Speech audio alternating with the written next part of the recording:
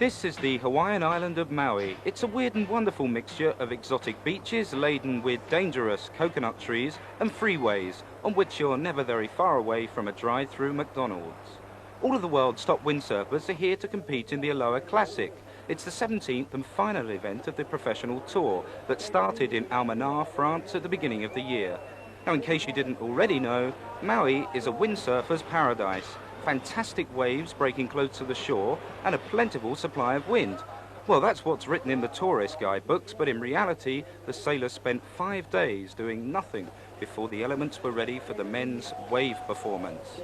A 3-man jury on the beach score the sailors on jumps, wave riding and transitions. Each of the techniques is judged separately, and the one who wins, well, surprise, surprise, he progresses into the next round. On décide de la note en fonction de sa difficulté technique, du risque pris, du choix de la vague, il y a plein de choses qui rentrent en compte, du côté spectaculaire aussi, parce que c'est indéniable, plus c'est spectaculaire, plus ça fait vibrer les gens, mais aussi le côté technique rentre beaucoup en ligne de compte. Alors il arrive qu'entre juges, vous ne soyez pas d'accord? Oui, il y a beaucoup de juges, enfin, il y a certains juges qui estiment, je prends l'exemple d'un saut très très technique tel que le tabletop, qui est une grosse difficulté. Des gens vont le juger moins fort, par exemple, qu'un loop, un front loop. Donc ça, c'est une question de feeling. Alors un juge a un coureur particulier, un coureur qu'il aime particulièrement, ça arrive? Ah oui, c'est sûr que bon, moi, un mec comme Robinèche, c'est quelqu'un qui reste très très fort dans les vagues. Et l'avantage, enfin, la force de Robinèche, c'est quelqu'un qui est capable de surfer toutes les vagues du monde et d'être très fort sur toutes les vagues du monde avec n'importe quelle condition. Ici, il y a des gens, bon, je prends l'exemple de Marc Angulo que j'ai vu surfer, qui est un surfeur hors pair, qui vraiment, il connaît la vague d'Okipa comme personne ne la connaît. Mais enfin, pour moi, Robbie reste Robbie. Norway's Svein Rasmussen has the honour of being the first competitor in this year's Aloha Classic. Now, Svein's got a lot of responsibility resting on his shoulders. He's been given a traditional flower garland, the Hawaiian lei, and it's his job to take it into the water as an exchange offering to the gods who will hopefully bring some wind. But when the gods eventually came good, they didn't do reigning overall world champion Bjorn Dunkerbeck too many favours. The machine, as Dunkerbeck's known, soon found himself up against 18-year-old local wave expert Russ Randall. It's a magnificent heat with both sailors pulling off some stunning moves.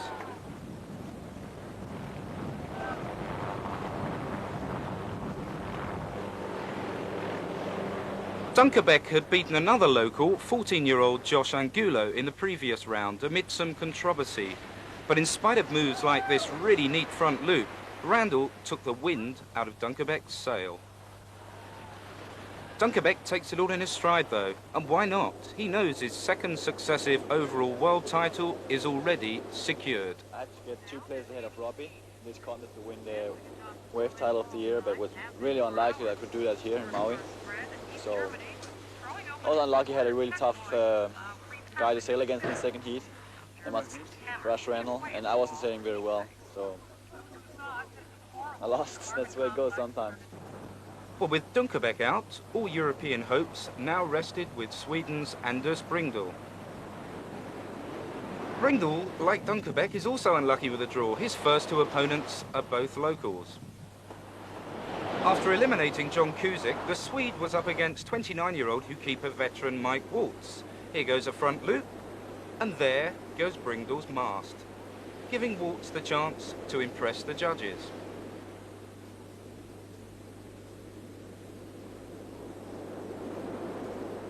Meanwhile, the Swede wastes 2 valuable minutes changing his mast.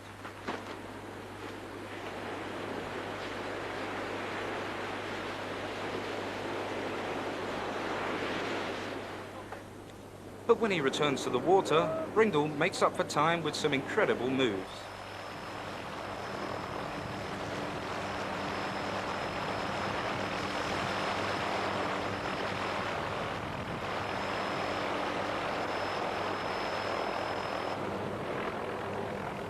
With Waltz beaten, the Swede progressed to the semi-final where he met up with Russ Randall. Like Dunkerbeck, he lost out, but showed the locals just how good the Europeans can be at wave performance. Other notables were Italy's Rista and Cantagalli and Germany's Robbie Seeger. They were all quarter-finalists. The Hawaiians are still the best, but at least they're no longer unbeatable.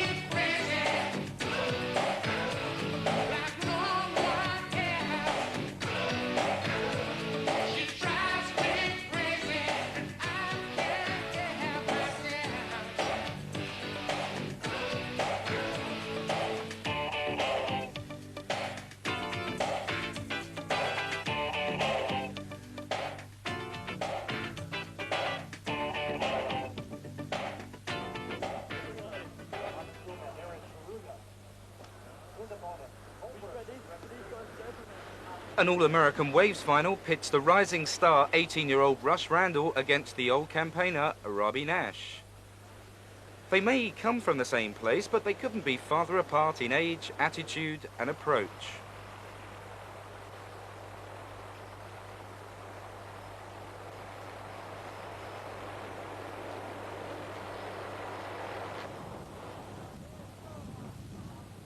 The only way is up for Russ Randall, and Nash isn't quite the dominant force he used to be on the World Tour. But for the moment, it's still no contest in the waves, simply because Nash is still the only sailor who can make the best out of any conditions.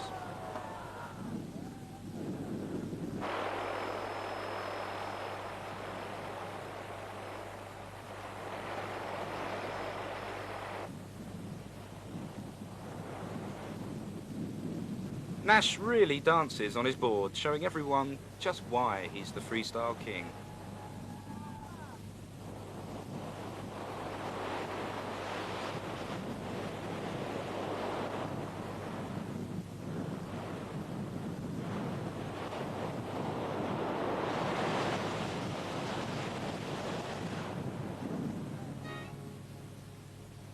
Even small waves can be used to good effect, if you know how.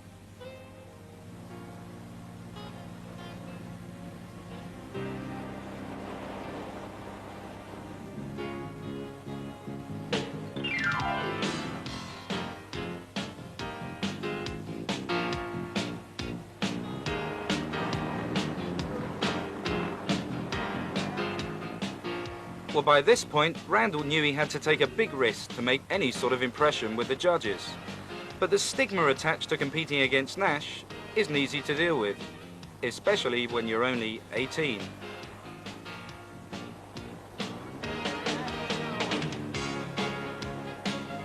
Randall rallied late, but it didn't make a difference to the final score.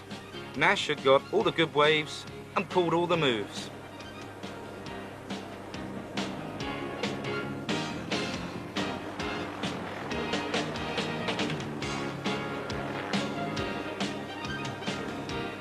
It was a great final for Nash to win after having lost at Hookipia earlier this year.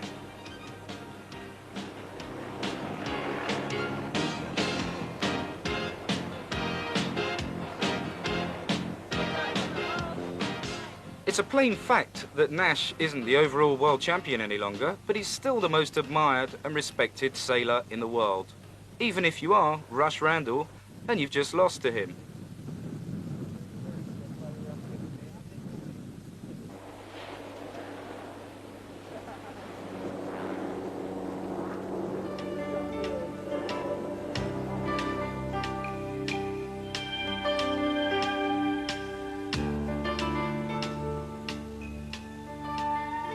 Well, the unluckiest competitor in the women's wave performance had to be France's pin-up girl Nathalie Simon, who had to give up in the first round because of a broken mast. Sure is a long swim back to the beach, Nathalie.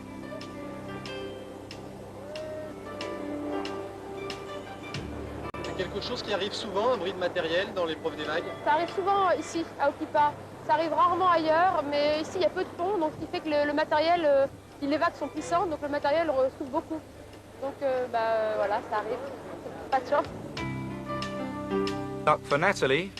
Bet we know what she wants for Christmas.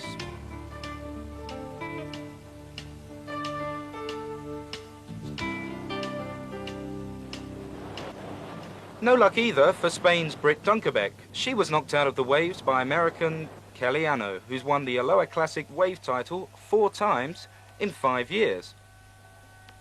With Dunkerbeck out, Natalie Leliev now knows she will retain her overall world title for the 5th year in 6. In the final, Leliev meets American Angela Cochran. The conditions are terrible and waves non-existent.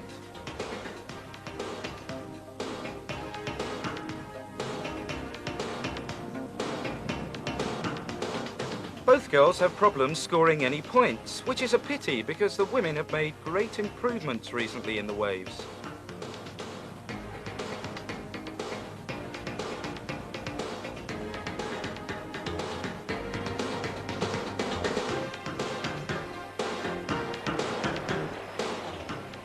Both Leliev and Cochran are capable of incredible jumps if the wind and waves are there. But in the final, they spent most of their time searching out those waves. When you have to fight against somebody like Natalie Leliev in a final, do you think of her while you're racing? You don't think of, I don't think of her as a person. She's just, it's like she's just there. And yesterday, every time I looked around, she was on a wave, and so I was thinking about her. But you don't think about the person, like her personality or anything. She's just there too. Well, no wonder Angela Cochran's happy. She's just won the Aloha Classic wave performance competition and the wave title for the whole year.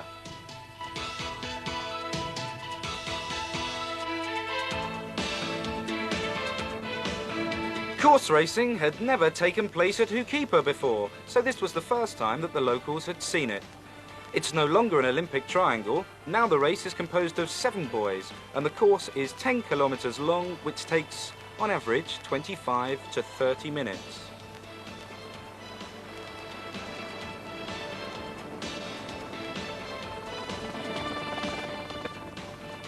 In one day, there were 5 course races, but the results are all the same. Bjorn Dunkerbeck thrives on strong 30-knot winds, and nobody was surprised with his achievement of 5 straight victories, coming in at around 20 minutes.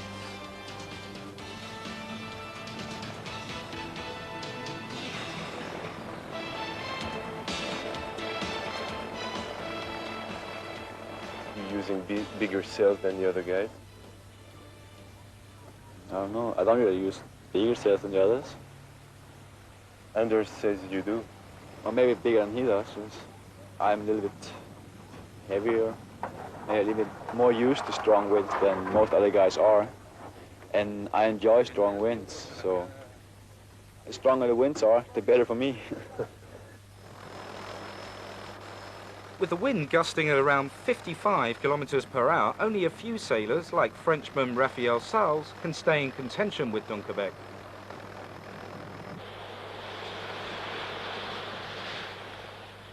In the second heat, Sales is ahead for half the race. Then his effort seems to collapse, and Dunkerbeck steams ahead at full speed.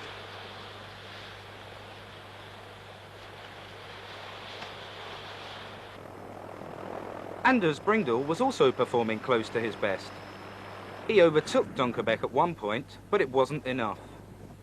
Missing a jibe by such a wide margin when you've only got around 6-meter lead can prove costly.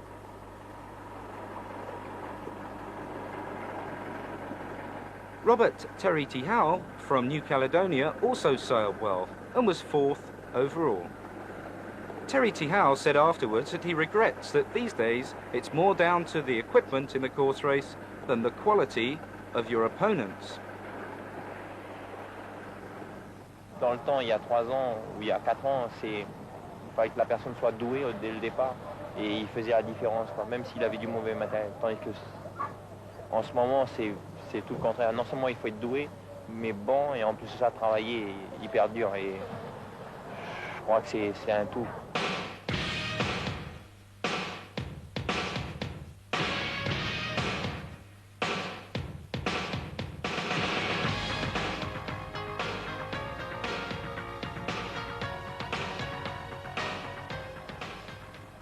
Well, no surprises in the women's course race. As usual, it's a battle between Britt Dunkerbeck and Nathalie Lelièvre. Dunkerbeck's young sister is not only stronger physically than the other girls, she also uses bigger sails and easily won the first 2 heats.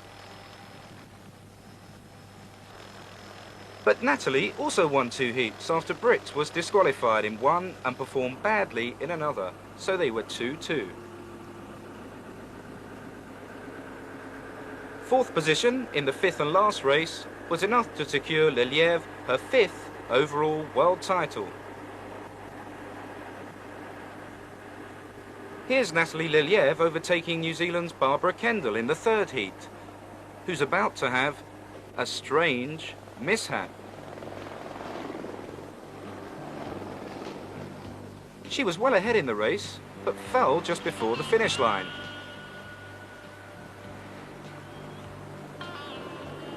Australia's Jessica Crisp then shot past her and took the heat, while Kendall, well, she tried to resume business. Less than 2 meters before the finish line, and she can hardly lift the sail out of the water. Poor old Babs.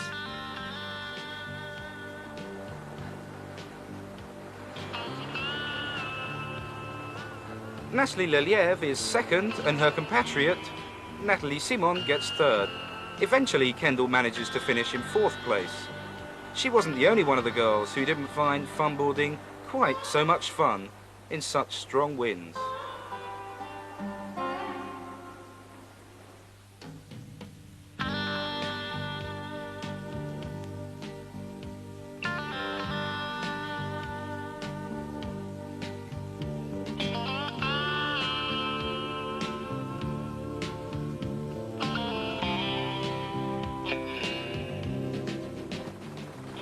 The 3rd and last discipline is the slalom, which lasts only 5 minutes.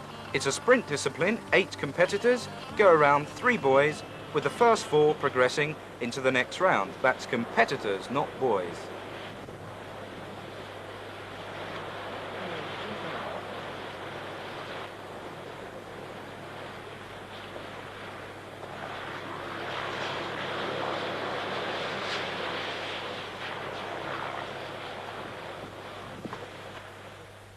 Normally, Norway's Svein Rasmussen is one of the best in this discipline, but he injured his knee in the wave performance. So much for the luck of the gods, eh, Svein? Remember, it was Rasmussen who opened the competition. But you're still racing. Well, I kind of had to because of the overall rankings of the year. When I've been working 10 months to get a special position, you can't just sit on a beach and watch all the other guys sneak in front of you. So I felt I had to do that. Well, it was a courageous effort from Rasmussen, but hospital could well be the final destination for him on the tour.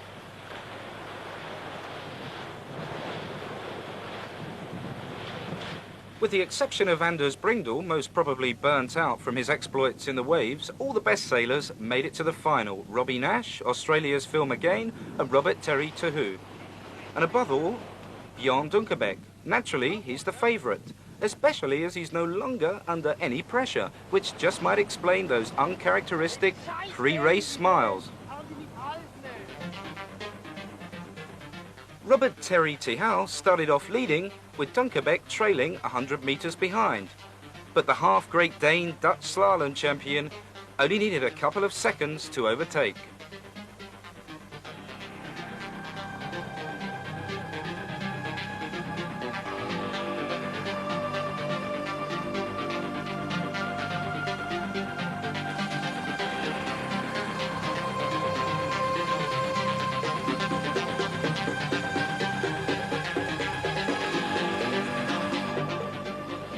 During all the heats, Dunkerbeck confirmed his supremacy, so it was all about the battle for second place.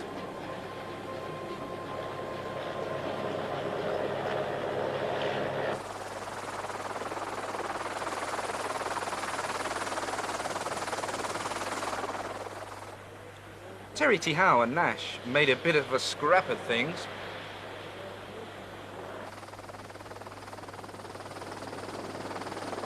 But with only one more lap to go, the race seemed settled, with Dunkerbeck being followed by Nash.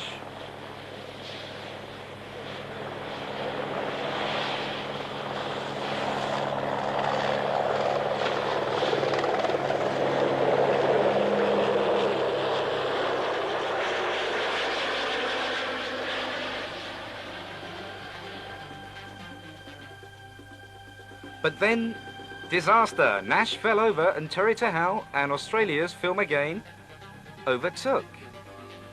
Someone later suggested that the helicopter had actually blown Nash over. It turned out to be a costly slip-up. One momentary loss of concentration and Terry Tihau and McGain are long gone.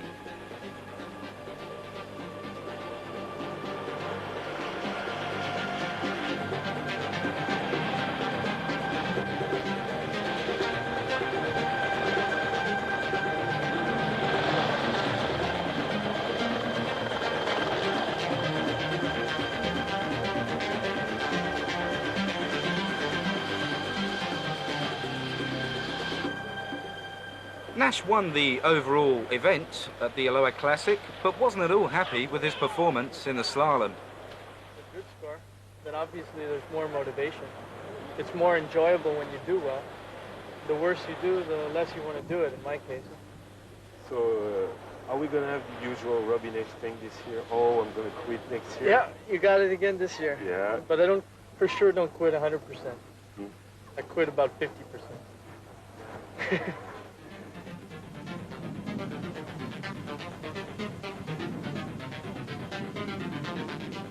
Well, it was the same old story in the women's slalom, a battle between Natalie Leliev and Britt Dunkerbeck. Dunkerbeck was always ahead, Leliev was second, and behind them, well, disarray.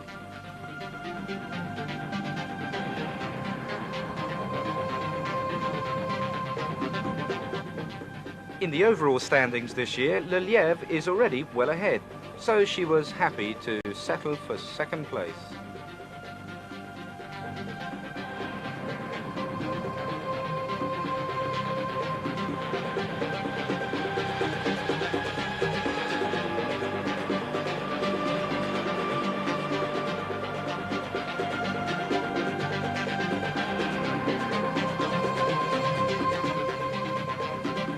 So it's the end of another long and grueling tour, and Bjorn Dunkerbeck wins his second successive world title. Dunkerbeck also won the individual slalom title.